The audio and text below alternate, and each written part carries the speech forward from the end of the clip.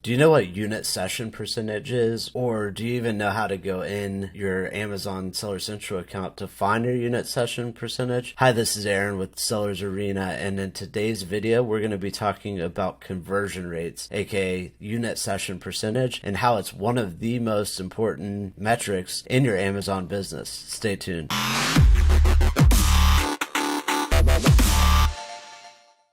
Alright, so yeah, hopping right into it here. Basically, I'm on an article right now talking specifically around Amazon conversion rate. Again, that unit session percentage that I was talking about before. And as you can see right here, for any non-prime shopper, normally it's between 10 to 15%. And yeah, essentially, if you're looking at an Amazon Prime customer, basically an incredible 74%, meaning 74 out of every single 100 people that land on the listing are actually making a conversion. So it's pretty wild. The 10 to 15 is probably going to be more of the average, just to be able to determine, looking kind of at a high level at your different products to see, okay, which products maybe need a little bit of work. Are they between that 10 to 15%? If so, they're at least average, but obviously the higher the better, because once you send more people directly to your listing, the more people that are going to actually make that purchase, the better, because there's a big difference in your overall total sales between, let's say, 10 people out of 100 making a purchase, or 15 people out of 100, or let's say you're able to bump that up to 20 people or 30 people out of 100, and in some extreme cases, maybe even up to 50% or more on that particular listing. And this all really comes down to your listing quality and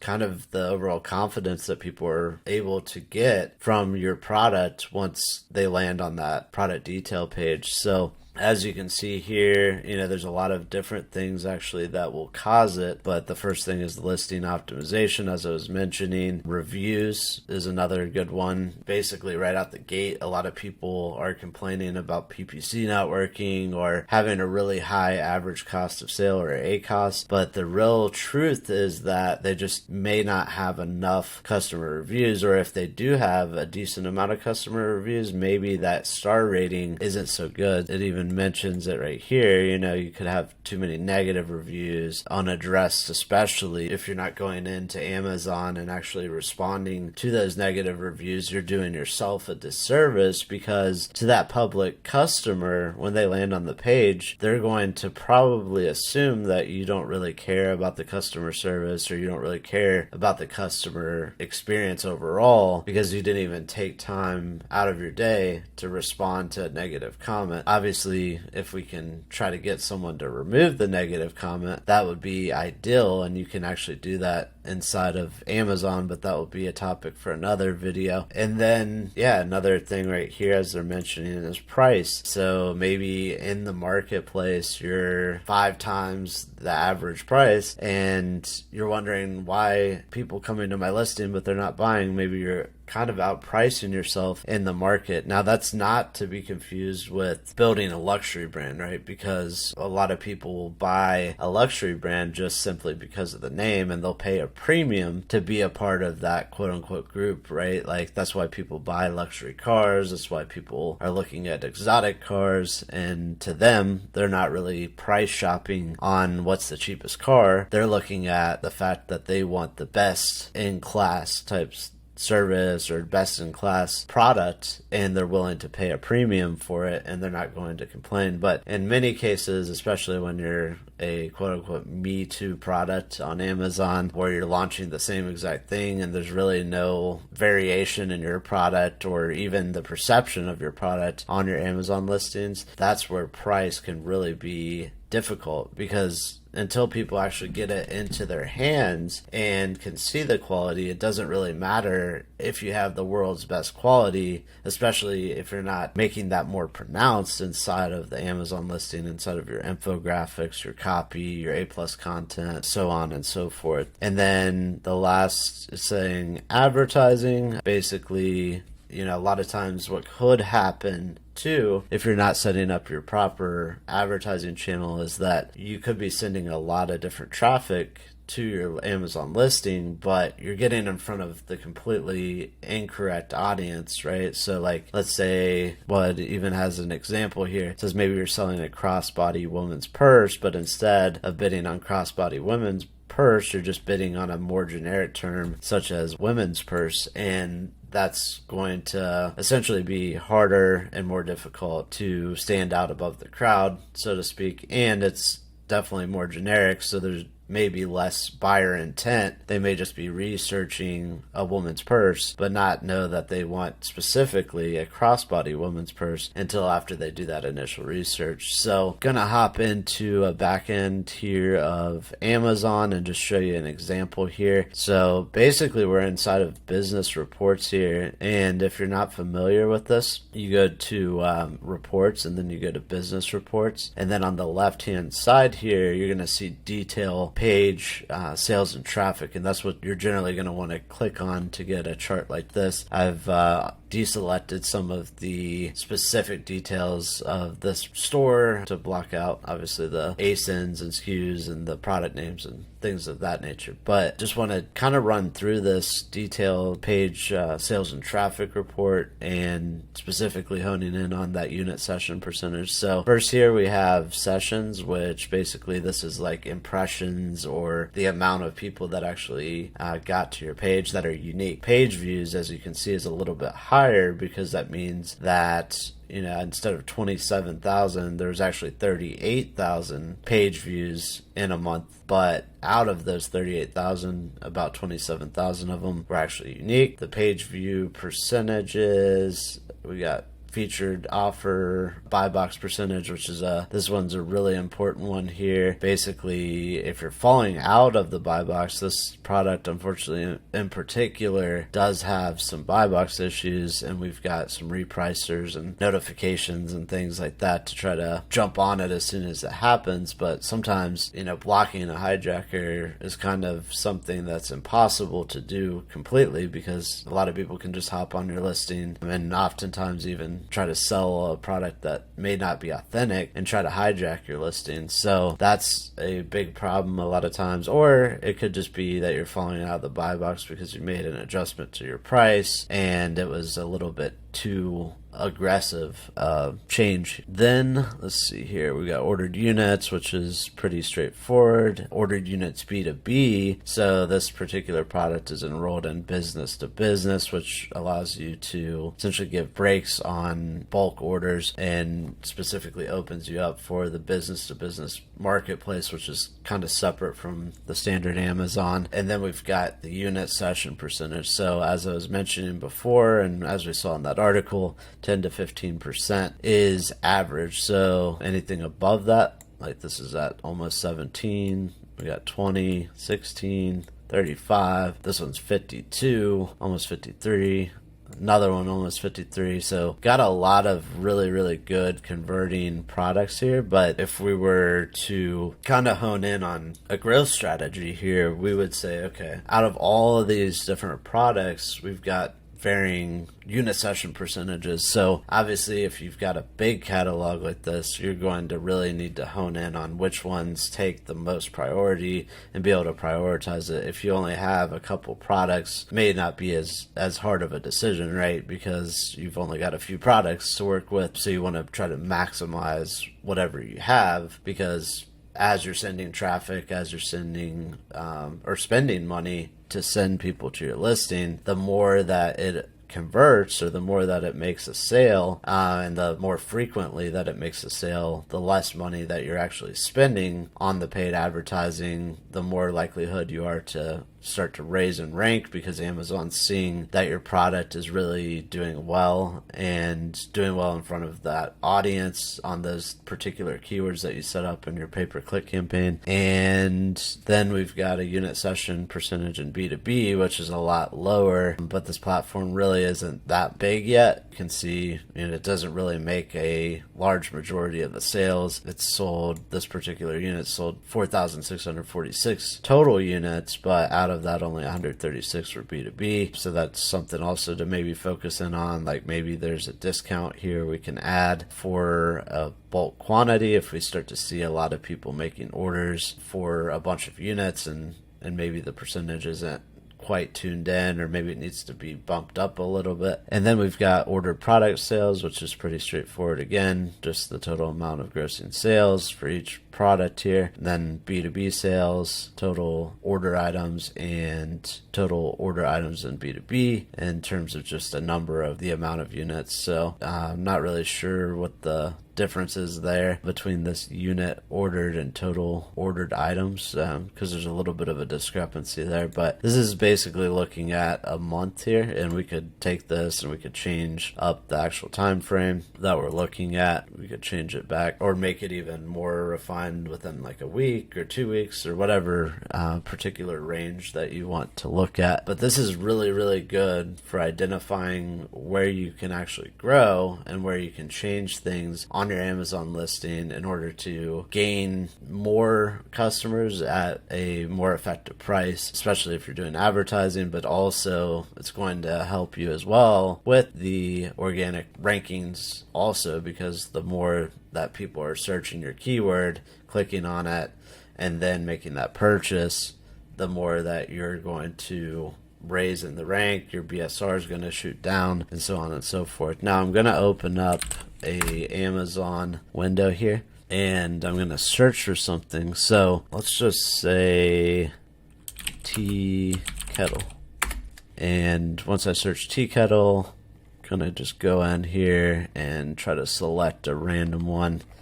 I'm actually going to go down a little bit, because probably if they're ranking on the very top, they're going to be good listing, or chances are they'll be a lot better of a listing than one that may be on the second or third page, although this is a really competitive space. But let's just click on this, which is on the top of the second page, and just take a look at it here. So we've got in a main image, this definitely looks like you can see a little bit of reflection. You can see some imperfections, or just the way that the lighting is really, really bad. You can see the actual lights that they use to take the picture with, so that definitely needs to be improved. But yeah, the next thing here is their infographic. I mean, this is really pretty basic. It's got a few little icons here, but like medium heat dishwasher, stainless steel material, boils quickly, and then BPA and Teflon free, if you can't see it because my head's in the way. But then we've got this random image here that's like a really bad Photoshop, quick and even heating bottom, and then it's got induction, gas, electric, ceramic, halogen. Another kind of bad infographic, push button for easy pouring. I mean, that's okay. At least it's mentioning, some benefit rather than just a feature. And then this one here, which you can barely read the text up here, the contrast between that actual text and the background is horrible. Then you've got coffee, milk, tea, and tea bag. Not a very good set of infographics. And over here we've got their listing content, or their bullet points, and apply to various stovetops, anti-rust and food grade material, visible window, easy to pour and fill, loud whistling sound, and enough capacity.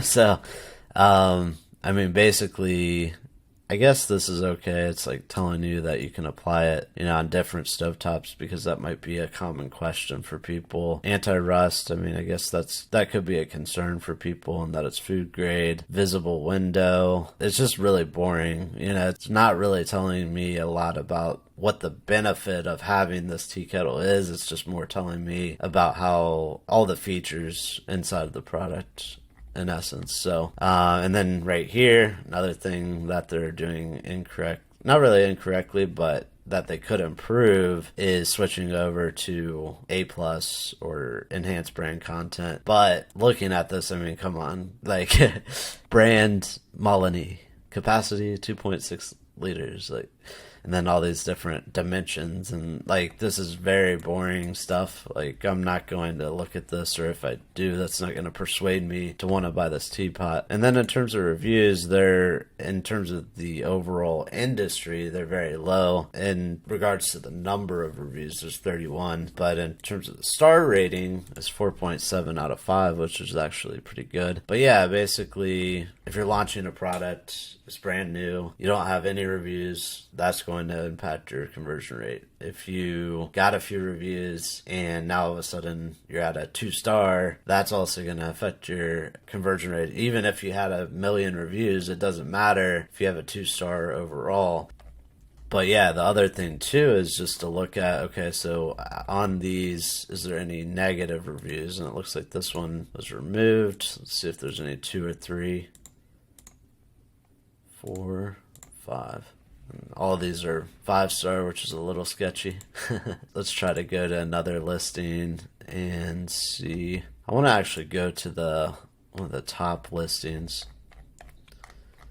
so that way we can compare and contrast, right? So on here, these are all sponsored. Another reason why you should really focus on sponsored ads in 2022. That's something for another day as well. Let's look at, we're still on the second page, I believe. So, alright, so now we're going to look at this Mr. Coffee here. So first thing right off the bat, you can tell like there's so much better even lighting on this product. You know, the other one, you were seeing the actual light itself reflecting and a lot of other stuff reflecting, but this is much more balanced, especially with something that's stainless like this, which is very difficult to photograph if you haven't tried before. But professional photographers know how to go about doing this. But you can see, yeah, there are a lot better photos on white background. This is a lifestyle photo that's actually real, not photoshopped in, and it definitely has better light. I'm not going to say it's the best picture in the world, but it's pretty good. And then another lifestyle.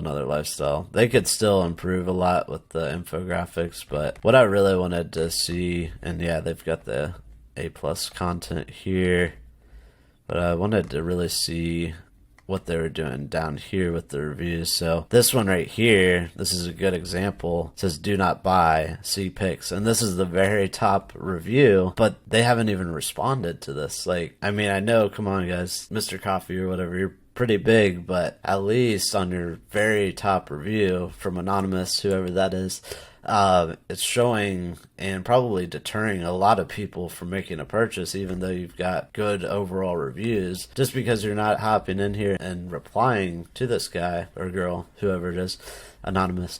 And that could massively increase their conversion just by doing that. Another one here, which, you know, another negative review, looking at this, and it's eroding or causing issues, saying it's cheap and bad quality, but still, again, no reply, which you can do inside of Seller Central. So if you're not doing that, you definitely need to be. But yeah, just not seeing any sort of follow-up from the company, which to me, as a consumer coming in and looking at this, it just kind of screams that they don't really care, or maybe they have so much, you know, in sales that your customer is just a number at that point. But it shouldn't be, and especially for you guys starting out, getting into Amazon, maybe you have 1 or 2 products or a couple products in your product catalog, you should really take care of the customer. And yes, I understand a lot of times maybe they're being ridiculous with things, but it really has a big impact on your overall perception of your brand and whether or not you care. So if you do end up getting a negative review, that hurts, but you can at least try to make things a little bit better by commenting on it, by trying to send them a message in Seller Central, you know, trying to get rid of those as much as possible. But all these little factors add up,